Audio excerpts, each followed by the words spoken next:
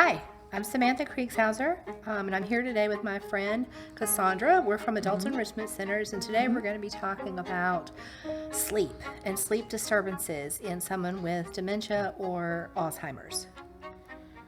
That's a very big topic. I mean, It is. even those of us that don't live with dementia or Alzheimer's, our world is shattered when you don't get a good night's rest. So, as a caregiver, what do we do? How does one even begin?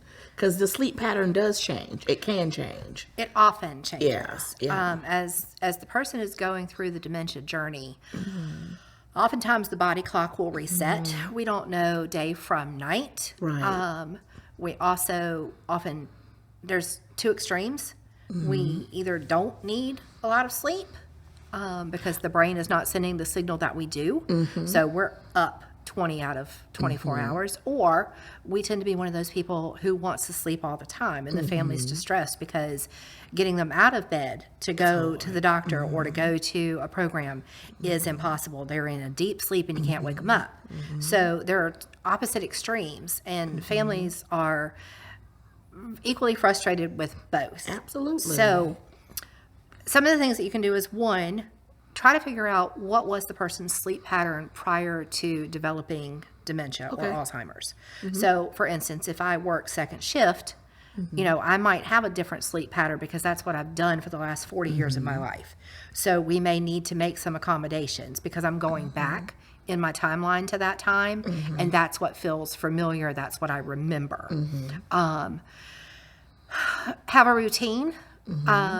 If they always showered at night before they went to bed, then that might be when we need to take that shower because that was part of a routine that got us ready to go to bed. So depending on, what their work life was, that might be something that was super familiar for them. Other people only shower in the mornings. And so we don't want to change those routines, but whatever that bedtime routine was, sometimes that can help significantly. Sometimes it doesn't help at all. Sometimes you may need to talk to the doctor about a med that can help the person relax enough to be able to go to sleep. Meds have a lot of different side effects. So some people, when they start taking a new med, they can be hard to wake up, and that scares families. But usually if you'll give it time, it will level out and that will kind of pass. But those first 2 or 3 weeks after a new med can cause that. Being aware that they may be up in the middle of the night. Part. That's one of my fears is dad up in the middle of the night? Did he get up and go to the restroom? So one, lighting. Make sure the room is dark so that they can signal going to sleep. Those once again, those routines, the same time every night, do the thing. If you have a nightlight, you need it to be motion activated, so we don't keep it on all the time. But I have one actually right here in the hall for dad. So when he moves, when he opens that door, it's motion censored, and the nightlight goes off. Yes. Well, I can see it as well. So if I wake up in the night because I hear something, I can see that the light is on, and I know he got up. So I listen. You can use a bed alarm that will tell you when the person got out of bed. Make sure that you have a light that leads into the restroom. It can be something low, something that's dimmable, or you might want to consider, if your restroom is a long way away, you might want to consider putting a potty chair next to the bed or closer to them.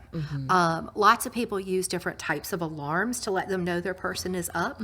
But those sleep disturbances, does a sound machine help? A lot of times relaxing sounds, water running, rain, the ocean, or even white noise can help your person get into a bit of a deeper sleep. Sleep disturbances are rough because the caregiver often has to get up and go to work, and your person's been up in the night. Don't introduce over-the-counter meds like melatonin or valerian root. Don't introduce any of those without talking to the doctor because there can be some interactions with certain medications that folks with dementia are on. But try to really build that routine. Use technology.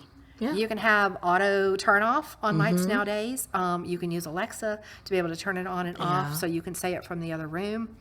But then just practice some of those calming techniques. This is not the time to get into a war over pajamas. Oh, You know, yeah. you don't want to get agitated right before bed. Right. So let's try to keep those routines as much as we can. And don't be afraid to talk to your doctor, because you might actually, at some point in the journey, need a medicine to help your person with dementia, because the body clock, it's internal, is off. They're not staying up 24/7 because they want to. The Right. brain is not sending the message that it is time to go to sleep, and the body often doesn't relax enough to get into a good sleep, so they're up and down all night long. Absolutely. And that means the caregiver is. That's right. That's right. This is when a lot of people go to sleeping in separate rooms, which is perfectly okay. If that's what lets you get a good night's sleep, you just want to be sure that there's safety in place if your person is up in the middle of the night. They're not wandering away, etc. Yeah. Sleep is a hard one. I was going to say, that's a big one. It affects all of us. Well, and sometimes caregivers can't relax enough because they always have that one ear listening. Is their person up? Right. And so it is hard for you to get relaxed enough to have a good night's sleep Right. if you're semi-alert waiting to see, are they up tonight? What's next? Yeah. So, you know, if you can have, if there's anybody you can trade off with, if there's, you don't want to take a medicine and have your person up all night. So, you know, you need to think about that. But are there things that you can do that help you have a bedtime routine so that you can relax a little bit better and you sleep when your person sleeps? If you need a nap in the middle of the day, feel free to take it. If your person naps in the middle of the day, that's fine. Just try not to let them sleep all day. Okay. So try to keep them engaged in something, up and moving, so that at bedtime they actually are tired and they stand a better chance of going to sleep. And, you know, going outside, getting fresh air, getting some vitamin D during the day, but getting fresh air can really help the body keep its body clock regulated. It's not a be-all, end-all, but it is a help. So make sure your person's getting some fresh air, you're getting some fresh air, and use all the natural tools that you can to calm them down before bedtime and expel some of that energy. So hopefully they'll sleep. And like you said, definitely bring it up to the doctor Absolutely. whenever you go there. You know, and You might have people to are always keep a saying, little I don't want to journal. medicate him. I don't want him drugged. And no, we don't want him drugged. Right. We really don't. We want him to be able to enjoy life as much as they can. But nobody's enjoying life if nobody in the house is getting any sleep. That's going to is get true. really old, but it increases the risk of falls. Yes. It increases the risk of you having problems the next day. You know, you're not as alert behind the wheel or in your job if you haven't slept in days. It makes you a lot more likely to respond negatively to being overtired. situation, You're yeah. cranky.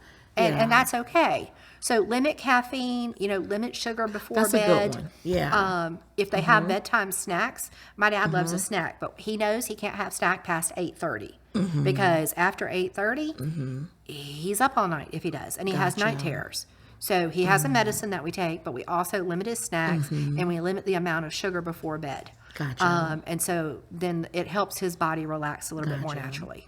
So I know for me, I am very easygoing until I get hungry, and angry, or I just have not got a good night's sleep. So I think a lot of people can relate with that. And of course, with our individuals that are living with dementia, that body clock is different. They're up. I'm the caregiver. I'm feeling a whole lot of things, and it's not so nice. It's not And so that's nice. okay. It's not expected to Yeah. be. When you're not getting good rest, your view of the world is typically pretty negative. So you might be cranky. You might be a little more emotional. You may not handle the day's challenges with your person With grace. with the same grace that you would like to, and you Right, and then you right. feel guilty because you Right. snapped at them, or you Right. yelled, or you lost your Right. temper, and you feel guilty. It's okay. Or they get into stuff. Yes. Yes. Your good stuff. They might be up rummaging, and maybe you actually did fall asleep hard tonight and you didn't hear it. So then you feel guilty because you didn't know they were up. And what if something had happened? And so you're beating yourself up. You know, we had a caregiver whose person was up in the middle of the night looking for cereal and opened all the cabinets and got into the freezer and didn't get the freezer door closed. And when they got up the next morning, it had defrosted and there was melted stuff all over the floor. The morning did not start well. Not good. So yeah. our person didn't get the sleep they needed, and they woke up to a mess, and they woke up to feeling guilty because they didn't hear it when it was happening. Right. And it's like, oh my God, how did I miss that? And, you know, what if he got out the door? What if this had happened? Right. And as a caregiver, you take that responsibility Absolutely. really seriously. So one, you need to know it's okay. Yeah. Every caregiver's got a story. True. Literally every caregiver has a story. So you are not alone in that. Two, Yeah. if nobody got injured, it's okay. That part. It's all fixable. Yeah.